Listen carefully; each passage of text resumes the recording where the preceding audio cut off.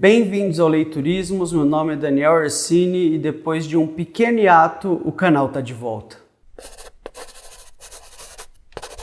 Acho que faz 2 meses depois do último vídeo, não sei. Bom, o que aconteceu desde o último vídeo? Eu me mudei de cidade, eu tô morando em Cianorte agora, voltei para minha terra, digamos assim, o norte do Paraná, eu sou de Maringá.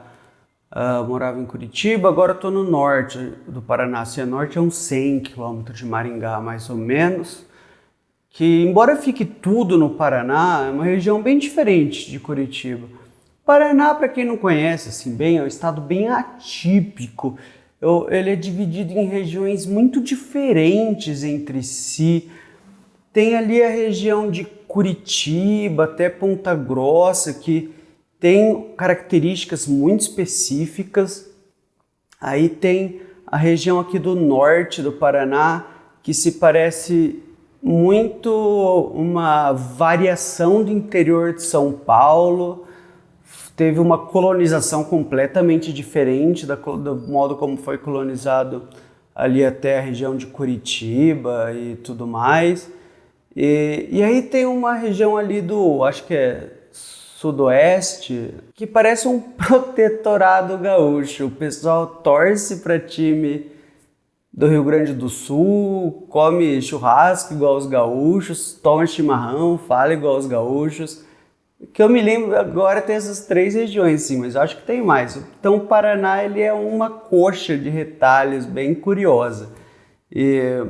Eu nasci e cresci até os meus 17, 18 anos no norte do Paraná. Daí depois eu fui para o interior de São Paulo, mas isso são outros 500. E agora eu voltei para o norte do Paraná, o sertão do Paraná, como dizia meu avô. E estou em Cianorte, estou num novo trabalho, isso tem me ocupado bastante tempo. Minha saúde não anda das melhores também, o que me deixa bem cansado e ocupa uma outra boa parte do meu tempo. E como diz o ditado, a gente tem que ter saúde e paz, o resto a gente corre atrás.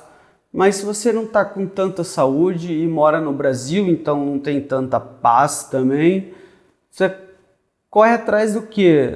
Do próprio rabo, eu acho, né? Sei lá. E o meu rabo é livro, literatura. E daí eu fiquei lendo, acho, no meu pouco tempo livre.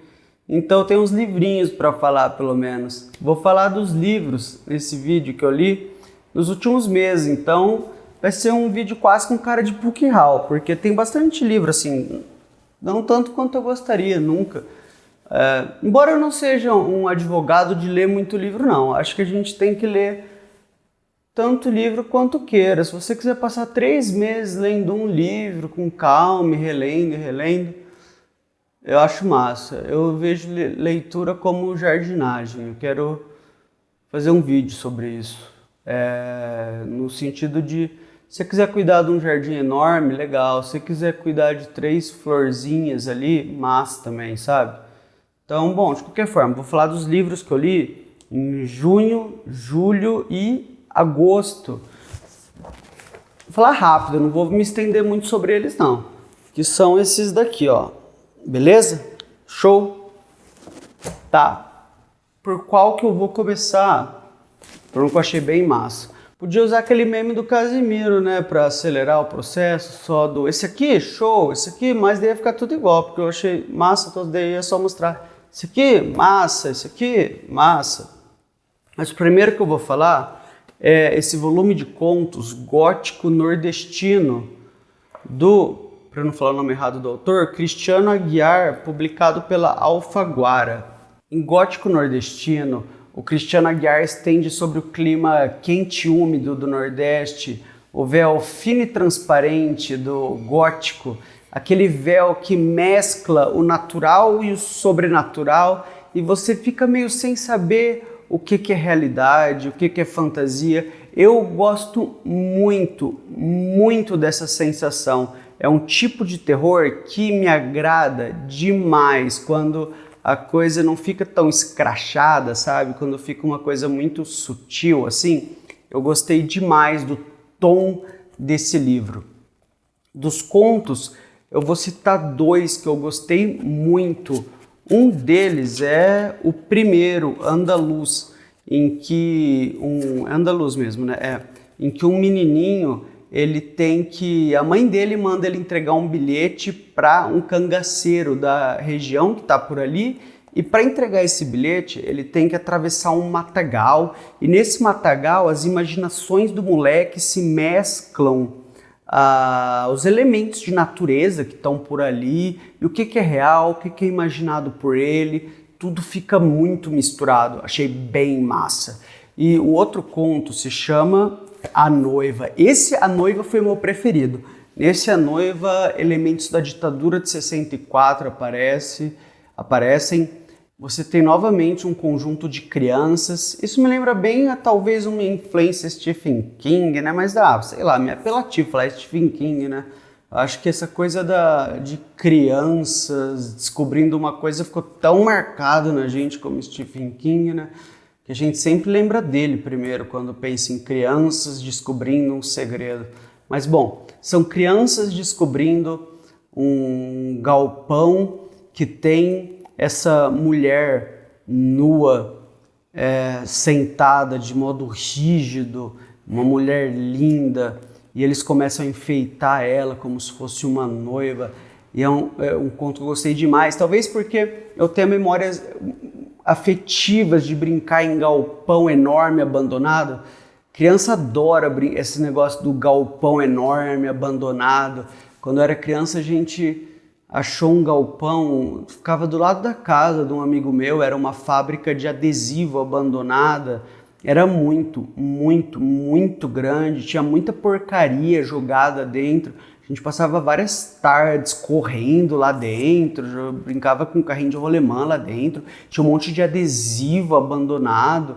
Então eu adorei esse conto, assim, achei muito bom, recomendadíssimo esse livro, principalmente se você gosta de terror, hein? Aí não dá para perder. Próximo livro, esse aqui eu li lá no começo de junho, faz bastante tempo, Uma Rosa Só, de Muriel Barbary.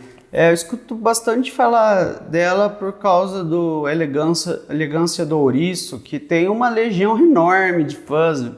Sempre que eu falo ou escuto falar de Elegância do Ouriço, parece gente saindo das frestas, falando leia, leia, leia. O livro agrada.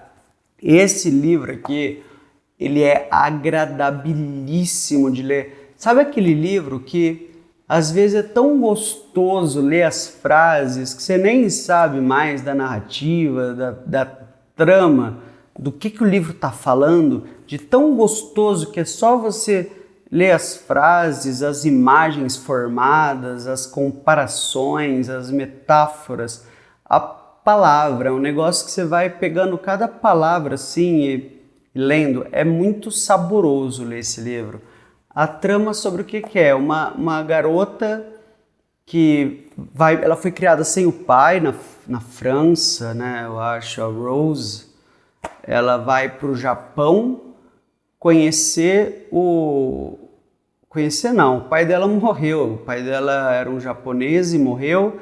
E ela vai para o Japão acompanhar a leitura do testamento dele. Essa ideia que prometia ser extremamente burocrática, né, a leitura de um testamento, se torna uma viagem de autoconhecimento para Rose, porque ela vai vendo que o tanto que ela não se conhece, não sabe quem ela mesma essa ideia de ela não saber quem ela mesma é uma ideia que volta e volta no livro o tempo todo. O pai dela era uma pessoa oposta.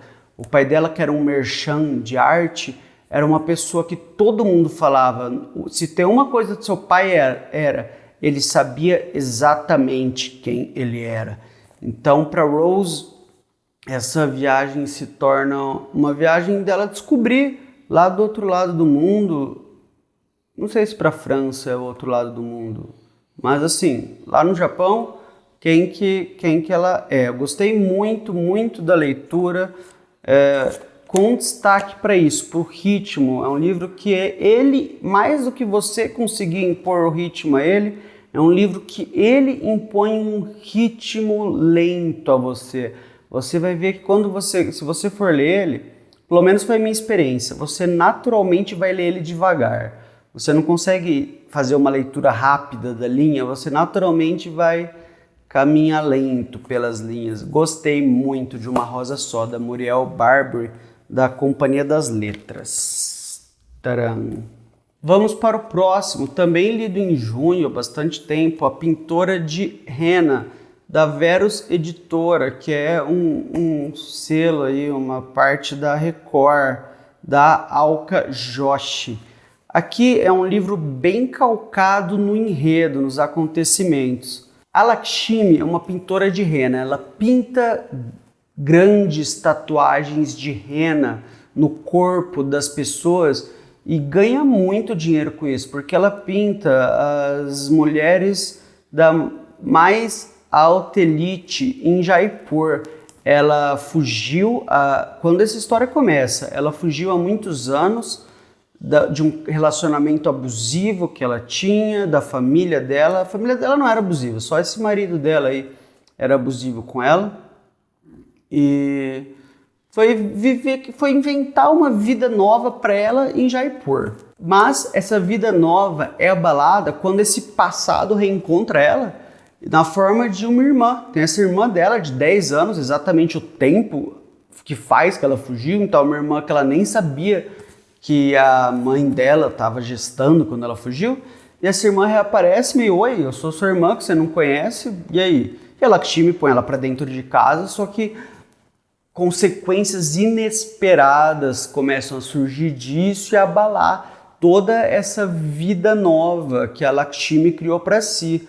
Então, um grande tema desse livro é aquela coisa, a gente não escapa do nosso passado, uma coisa assim que é bem recorrente na literatura, né? Então você vê que isso já dá um tom do livro, que é, embora seja um livro que se passa na Índia, ele é bem palatável para o nosso paladar assim ocidental, porque você vai ver que tem muitos temas extremamente ocidentais nele, e bem, extremamente ocidentais eu quero dizer, típicos da literatura ocidental.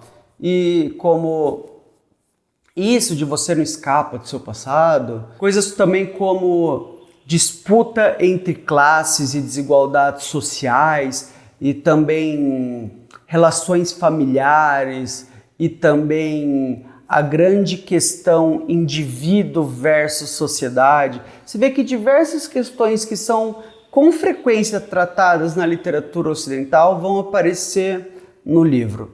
E também o modo de escrita do livro, a estrutura do livro é bem redondinha, sabe? Essa é uma força barra, dependendo do... E aqui eu deixo um porém, uma observação bem grande, que é, dependendo do tipo de leitor que você é, essa é uma força barra fraqueza do livro. Por quê? O que eu quero dizer com isso? O livro é bem redondinho, você vai lendo ele, você consegue imaginar ele estruturado já num seriado, num filme, sabe? Não tem ponta solta, não tem uma coisa meio sem pé nem cabeça. E tem gente que gosta muito disso, tem gente que gosta que o filme seja, que o livro até, olha só, olha o ato falho aí, falei filme. Tem gente que gosta que o livro seja muito redondinho, bem estruturado, e tem gente que gosta que a literatura seja um pouco mais caótica, um pouco mais imprevisível, não sei, né? Então, se você gosta dos seus livros um pouco mais redondinhos, certinhos e tal, esse livro vai agradar mais. Você gosta de seus livros um pouco mais caóticos, imprevisíveis, não tão adequados à estrutura, esse livro vai agradar um pouco menos. E esse é mais um fator que eu acho que talvez tenha feito esse livro fazer tanto sucesso mundo afora, mesmo sendo um livro que se passa uma cultura tão diferente, indiana e tudo mais, é que além dos temas serem muito ocidentais, essa estrutura dele é bem fechadinha, bem redondinha, e bem parecido com a estrutura de livros ocidentais. Eu gostei da leitura, achei bem massa, assim. Mas é isso, a única coisa que não é um defeito dele, mas ele não encaixa tanto no tipo exato de livro que eu mais aprecio, é que ele é bem estruturadinho, bem redondinho e tudo mais. Eu gosto de algo um pouco mais caótico, um pouco mais desestruturado. Mas, para boa parte dos leitores, eu sei que esse aspecto vai ser um atrativo. Então, Pintora de Rena, da Alka Joshi. Bom, quando eu falo algo de que eu não gostei do livro, eu acho muito importante, sabe? Destacar o que seria talvez um defeito objetivo num livro e o que é uma característica de um livro e simplesmente não agradou ao meu paladar, porque pode ser algo que vai agradar aí ao leitor, a percepção de um outro leitor. Não existe um critério objetivo de percepção literária, né? Um critério objetivo de, não, cara, livros bem estruturados, para pegar o exemplo aí, são bons, e o livro mais caótico é ruim, ou vice-versa.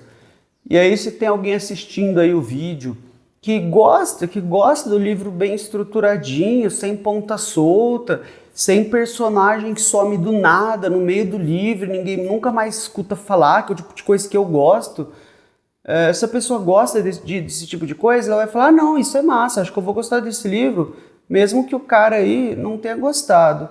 Eu, sinceramente, não gosto muito quando eu leio críticas ou vejo vídeos em que a pessoa que está falando tem uma certa presunção de assumir que o gosto dela é um imperativo categórico, entendeu?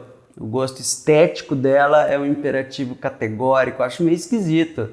Eu achei ruim, portanto, é ruim objetivamente. Ou tem uma outra versão que é um pouco mais refinada e um pouco mais elitista, talvez, que é a pessoa não fala que eu gosto dela, mas ela se ancora em alguma teoria e dá um grau de objetividade a isso, sabe? Mas é uma teoria entre várias possíveis. Por exemplo, ela se ancora em argumentos de teoria crítica, sei lá, né? Lá de Frankfurt, sei lá. E segundo os argumentos de teoria crítica ali, ou qualquer outra teoria, eu peguei a teoria crítica de exemplo. E usando argumentos de uma teoria, fala que objetivamente o negócio é ruim, sendo que isso é subjetivo, existe o contrafactual, sabe? Poderia não ser. Bom, esse é meu ponto. O que vocês acham disso? Vou para o próximo livro. Esse aqui é uma não ficção, O Pacto da Branquitude, da Cida Bento. Olha, se você for ler uma não ficção aí, quiser ler sobre racismo e tal, leia esse livro, sério, você não vai se arrepender. Ele é muito curto e a qualidade dele é mas tão grande, é um negócio que, assim, eu não canso de indicar esse livro aqui para as pessoas, é muito bom. Vamos lá, o que seria o Pacto da Branquitude? É a ideia de que existem mecanismos não verbalizados de manutenção de privilégios que mantêm as populações brancas em posições de privilégios geração após geração. Dá para discordar disso? Não dá, né? Isso é fácil de ver nas posições de lideranças das sociedades públicas, civis e tudo mais, em que geralmente são ocupadas por pessoas brancas e eram ocupadas por pessoas brancas e tendem a continuar sendo ocupadas por pessoas brancas quando você deixa a coisa rolar naturalmente.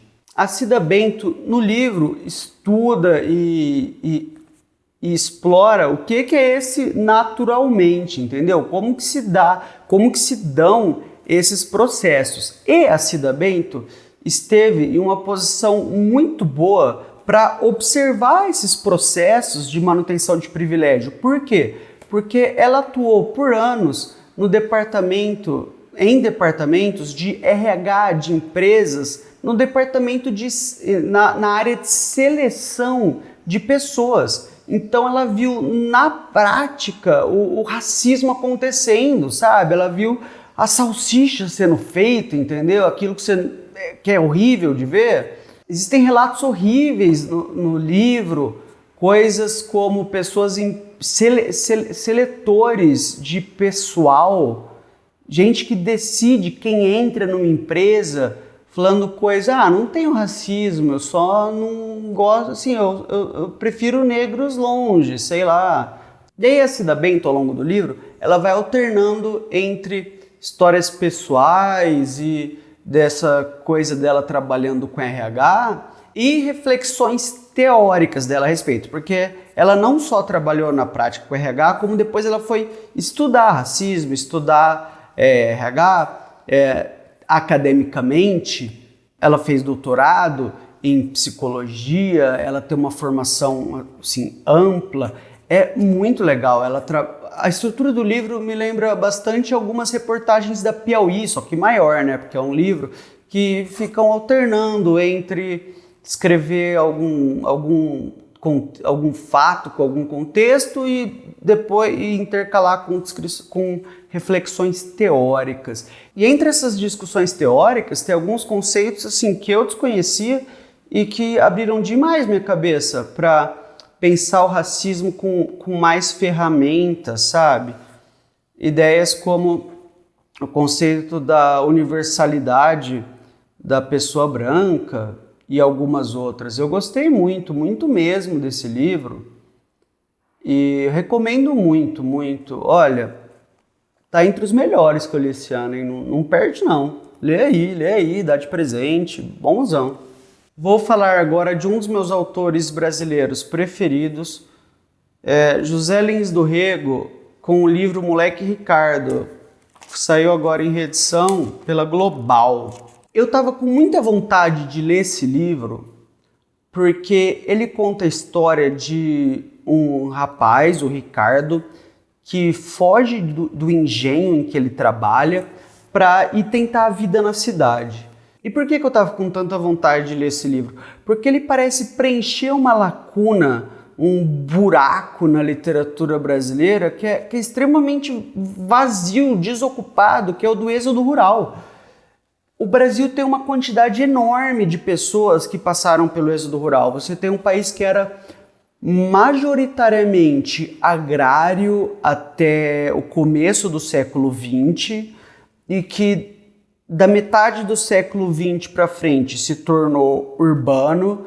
Eu acho que das pessoas que vão estar assistindo esse vídeo, muitas delas vão ter exemplos na família disso. É o caso da minha família. Meus avós todos são exemplos de êxodo rural, gente que trabalhou na roça e depois migrou para a cidade ao longo do século XX. Meu pai também. Então eu imagino que muitos familiares de vocês também. O Brasil é um país que muita gente participou, foi de alguma forma afetado, não sei como dizer, até talvez seja um problema tão pouco pensado o êxodo rural que a gente não consegue nem formular ele direito, veja. E é isso, a literatura não tratou ele direito, sabe? Por quê? O que acontece? E o Moleque Ricardo trata disso. O moleque sai do engenho, vai tentar viver a vida na cidade, descobre um mundo novo e consegue um emprego numa padaria e descobre sindicato, descobre as facilidades da cidade, que você pode comprar as coisas, pode comprar comida em vez de ter que plantar, mas ao mesmo tempo tem desemprego e tudo mais. Eu acho muito estranho isso de não ter obra do êxodo rural, sabe? Eu acho muito estranho, porque é muita gente que passou por isso, mas a real eu acho que essa subrepresentação é porque essas pessoas estavam ocupadas tentando sobreviver, entendeu? E, queira ou não, boa parte da literatura brasileira foi produzida pelas elites. A gente está vendo isso mudar agora mais. Mas se você for ver a maior parte dos autores dos anos, sei lá, não sei, 70, 80, não sei, para trás, eram pessoas das elites, né? Ou seja elite agrária, seja elite urbana, e que não participaram do êxodo rural, entendeu?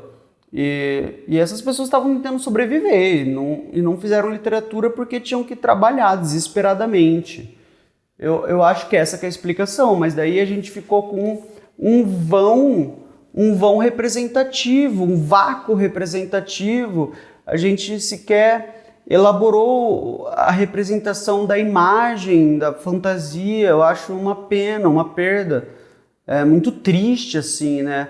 Até para a imagem nacional, entendeu? A gente tem uma parcela enorme da população que teve sua penca de problemas enormes. Pensa nos problemas que essas pessoas passaram. Por exemplo, você foi criado para um mundo, para um contexto, e depois você teve que se virar num outro contexto, num outro mundo. Isso são questões muito específicas, entendeu? Que a literatura poderia ter tratado, mas não houve autores assim que trataram. Eu acho que é por causa disso, né? Porque a literatura brasileira, em grande parte, teve seus autores, por causa da desigualdade social brasileira e tudo que a gente sabe, estavam tratando dos problemas assim com os quais eles conviviam mais, etc. E quem vivia o êxodo rural estava tentando sobreviver. E o livro? Gostei, né, meu? José Lins do Rego, eu gosto de tudo que ele escreve. O homem é muito bom, o homem é brabo. O cara é muito bom, meu. Gostei demais. Se você gosta de José Lins do Rego, vai ler esse livro, porque é bom. Se você nunca leu José Lins do Rego, olha, eu diria que começa por outro dele. Não é o melhor dele, não. É bom esse livro, é bom, sei lá, é muito bom. Mas não é o melhor dele, não. O melhor dele ainda, pra mim, o que eu mais gostei dele ainda, Fogo Morto e Menino de Engenho, são os que eu mais gostei. Mas se você gosta dele, lê, porque você vai adorar. Agora vamos para um livro com cacife, hein? Sobrevidas, do Abdul Razak Gurnah. Espero ter falado o nome certo. Se eu errei, por favor, me corrijam aí. Por que ele tem cacife? O cara ganhou o Prêmio Nobel de Literatura em 2021, né? O cara é bom. Esse livro aqui eu recebi da Companhia das Letras e eu fui para ele sabendo só disso, que ele ganhou o Prêmio Nobel de Literatura em 2021. A tradução é do Galindo, né? O cara aí do Ulisses e tal. Fui sabendo disso. Eu falei, vamos lá, né? Abri, comecei a ler. Nossa, gostei, hein? O livro, ele... Tem aquela, né? Você vai ler um livro, ganhou o Prêmio Nobel, você... tem aquela faca de dois gumes, assim, você vai com uma certa expectativa, mas esse livro ele te desarma, porque você vai com uma certa expectativa, mas ele tem um ritmo muito próprio de leitura, é um ritmo muito diferente, assim, de outros livros que eu li.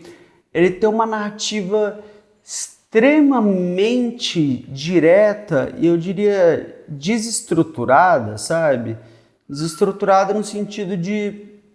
Não sei que comparação eu poderia fazer, se sem harmonia, monotônica, não sei, é como se não houvessem arcos narrativos quase, as coisas vão acontecendo assim, e o que te leva para frente não são arcos de personagem, nada disso, é a força, a credibilidade incrível daquelas vidas, daqueles personagens que andam pela África destroçada do pós-Primeira Guerra. A gente vê uma África que é um lugar destroçado pela Primeira Guerra. O livro se passa em algum local ali do continente africano que beira o Oceano Índico, em que o Império Alemão e o Império Britânico brigam e dividem terras, como se fossem dois vizinhos brigando por lote de terra. É um negócio assim absurdo. Eu tenho lido um pouco assim literatura africana e nos últimos 2 anos, não sei, e mostra a crueza que foi o período colonial para os africanos no século XX, assim, principalmente, é o que eu li ao menos, e como o completo quão desumano foi o trato dos europeus assim com os africanos no período colonial e no período colonial recente, porque a gente é brasileiro e a gente pensa muito em período colonial e a gente pensa lá português, 1500 até 1800, a gente pensa 1900 é nossa república, né? Etc. Mas para os africanos o período colonial é uma história muito recente, entendeu? Os europeus estavam esculachando lá no século XX, é um negócio muito recente. E aí o livro mostra as pessoas sobrevivendo nesse continente. E é muito bonito, é um livro muito bonito, eu adorei. Eu fiquei assim, mexido por essas vidas. A gente conhece o califa, uma espécie de secretário, contador, sujeito um pouco turrão à primeira vista, mas capaz de uma empatia que poucas vezes se vê assim em ambientes difíceis. A filha adotiva do califa, que está sempre esperando o dia em que talvez o irmão dela vai voltar da Primeira Guerra. Ele foi servir no exército alemão e não voltou mais. Lembrando isso também, a Primeira Guerra a gente fala muito dos europeus, imagina os europeus lutando, mas eles cooptaram africanos para lutar também por eles. E o Hamza, que é um africano que lutou pelo exército alemão na guerra, caiu nas graças de um oficial por algum motivo que deu uma educação extraoficial da língua alemã para ele. E pro bem ou pro mal, saber alemão vai acabar destacando ele pelo resto da vida. Livraço, gostei muito, muito mesmo. Recomendo bastante, bastante. Falar agora de Clara e o Sol, do Kazuo Ishiguro, publicado pela Companhia também. Que livro bonito, lindo, de arrancar lágrimas dos corações mais empedernidos. Eu já tinha lido O Gigante Enterrado, do Kazuo Ishiguro, e adorei. Agora, esse Clara e o Sol conseguiu superar o Gigante Enterrado. O Kazuo Ishiguro é uma fonte inesgotável de criatividade. Misericórdia, o cara é muito bom. Clara e o Sol é a história da Clara, que é uma boneca com inteligência artificial. Ela vive em uma loja onde ela espera ser vendida. Ela fica lá com outros bonecos tão diferentes quanto iguais entre si, mais ou menos como seres humanos, né? A gente é igual em algumas coisas e diferente entre outras. E a Clara fica lá esperando ser levada para alguma criança. Até que um dia chega lá a Josie, uma menininha um pouco doente, tem alguns problemas, que leva ela. E lá vai a Clara para a casa da Josie. A Clara tem uma capacidade enorme para observação e uma sensibilidade enorme. E o Ishiguro usa essa capacidade de observação e essa sensibilidade da Clara para explorar as relações humanas. Cara, esse livro é lindo, é muito, muito bonito. É exatamente o tipo de ficção científica que eu amo. Eu adorei esse livro, tá entre os que eu mais gostei esse ano. Recomendo demais. Se você gosta dessa mistura assim, de ficção científica que utiliza dos aparatos da ficção científica para analisar as relações humanas com um pouco mais de profundidade, sabe? Recomendadíssimo, gostei muito, muito, muito, me apaixonei por esse livro. E o Kazuo Ishiguro, eu quero ler outros dele, assim, vai se tornando um dos meus autores preferidos. Agora eu vou falar de um livro que saiu pela José Olímpio, Oscarina, volume de contos de Marquês Rebelo. Eu falei faz 2 livros do moleque Ricardo, que ocupa esse vácuo aí do êxodo rural.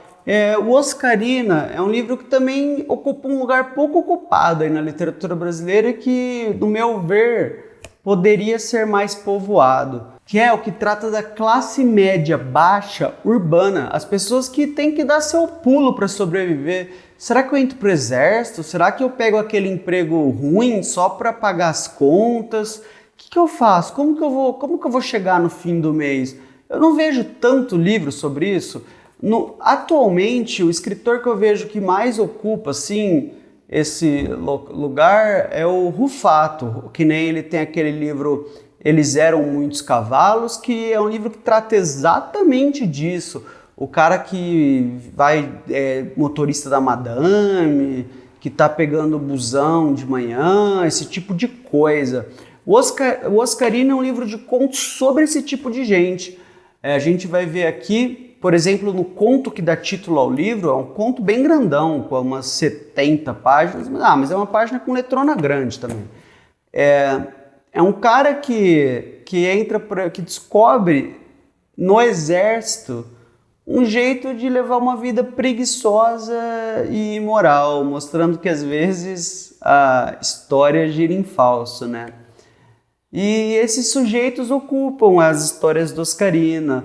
O cara que mata mosquitos, assim, tipo um fiscal da dengue do passado, que no fim do dia fica pensando, será que essa sociedade que me paga tão mal percebe a importância que eu tenho para ela, sabe? A importância que eu tenho em prevenir doenças e tudo mais. Será que as pessoas percebem isso? Então eu gostei muito desse livro e ele é datado e regionalizado em um ótimo sentido. As pessoas adoram falar como que os clássicos respondem perguntas que a humanidade sempre tem, sempre teve, e é verdade, né? Mas assim, eu gosto muito também do outro sentido, que é conseguir ver o mundo pelos olhos do passado, que é um exercício muito difícil. É muito difícil você conseguir compreender o contexto passado e os problemas passados. É muito mais difícil do que parece e exige uma capacidade muito boa do autor e também um esforço do leitor em geral. E você lendo o Marquês Rebelo, você consegue se sentir no Rio do começo dos anos 20, ele consegue demarcar no texto e tudo mais, você consegue, na oralidade dos personagens, você consegue se sentir plenamente andando, plenamente não, né? Que exagero, mas sim, você consegue sentir uma aura de Rio dos anos 20. Eu achei essa regionalização do texto muito boa, gostei bastante mesmo. Então, recomendo aí, eu acho que é um autor que talvez mereça ser mais lido do que é. Eu mesmo, que vá lá, não sou a pessoa mais ignorante em literatura brasileira, não sou um manjão, não sou não. Mas também, leio um pouco, né? Não conhecia o Marquês Rebelo não, até a Record me mandar esse volume. Então eu dei uma chance aí, espero que o Marquês Rebelo encontre mais leitores. Torço mesmo. Próximo, esse é a Companhia das Letras, me enviou Peixe Estranho, é um romance contemporâneo do Leonardo Brasiliense. Eu gostei de ler esse livro e um dos motivos que eu gostei foi que ele me fez lembrar como eu gosto de ler livro esquisito, e eu percebi que fazia um tempo que eu não lia livro esquisito. Daí eu falei, tem que voltar a ler livro esquisito, poxa, né, vou ficar sem ler livro esquisito? Livro com os personagens esquisitões? Como assim? Não posso não, eu tenho que... É o tipo de literatura talvez que eu mais goste, sabe? E do que trata esse livro? Esse livro aqui é um sujeito, o Marvin, ele começa a namorar uma moça, Ana Alice, começa a morar com ela logo de cara, né? Um pouco precipitado. Mas mais ousada ainda é que a Ana Alice é uma boneca em tamanho real de silicone. E daí surgem problemas, né? Como vocês devem imaginar. O livro se orienta muito nas questões da complexidade de você namorar uma boneca de silicone e num certo jogo de gato e rato emocional que se passa na cabeça do Marvin, em que ele se vê, e a gente vê ele, ora como presa emocional, ora como predador emocional. Essa ambiguidade é muito massa, é muito boa. Eu gostei bastante desse livro, é curtinho, Gostei muito, tem um tom tragicômico que eu adoro. Se você gosta de diversão misturado com tristeza e quer ler literatura contemporânea, olha, dica boa, hein? E vamos lá para o último livro que eu li logo antes de agosto fechar. Esse aqui, ó, 1000 Placebos, do Matheus Borges.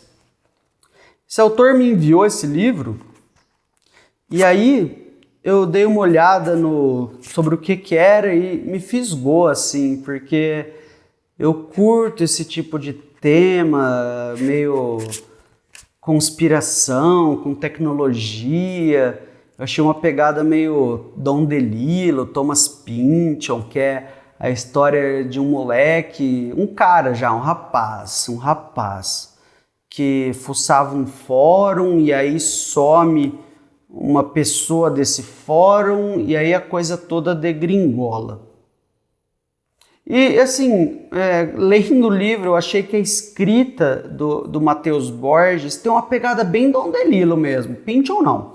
Eu gostei muito da leitura, inclusive enquanto eu estava lendo esse livro, eu fiquei bem preso nele, sabe? Eu li só ele enquanto eu estava lendo ele. Isso não costuma acontecer comigo não, geralmente eu leio alguns livros simultâneos, mas eu fiquei bem curioso, assim, foi um livro que me prendeu bastante, e aí enquanto eu li o 1000 Placebos, eu fiquei lendo só ele, foi um livro que me prendeu, assim, então é um livro que realmente tem essa qualidade exacerbada de prender você na leitura, porque eu não costumo ficar preso, então se o livro me prendeu, quer dizer que nisso o livro se exacerba. Eu falei um pouco sobre a trama do livro, eu não vou me delongar muito porque boa parte do massa do livro é você mesmo desenosar essa trama, mas é isso, tem esse rapaz, ele passa boa parte do tempo livre dele num fórum de internet e, assim, o tempo dele é quase todo livre, ele é um rapaz que tem muitas frustrações, dá para imaginar bem o tipo, mas não criem tantas suposições porque elas vão ser frustradas também, mas boa parte da graça é isso também, né? A gente cria nossa expectativa sobre um personagem e aí o romance vai lá e cabum, quebra a nossa expectativa, isso é massa também.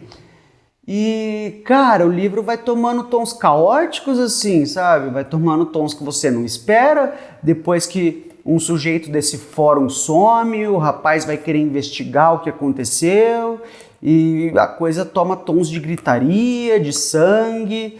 E é legal que esse caos que o livro esses tons de caos que o livro vai tomando são intercalados por várias reflexões assim sobre capitalismo tardio, sobre meio ambiente, sobre de que sobra pra gente nesse mundo. Achei bem massa esse livro. Eu recomendo muito, se você gosta desses temas, se você gosta de temas como para que lugar o mundo está indo, pô. Se você gosta de romances investigativos, e se você gosta de romances sobre tecnologia, se você gosta das coisas com uma pegada meio anos 90, sabe? Aquela coisa meio, uma pegada meio internet, se você curte uma coisa meio cultura internet anos 90, talvez, eu acho massa. Eu adorei esse livro, eu gostei bastante mesmo. 1000 Placebos, do Matheus Borges.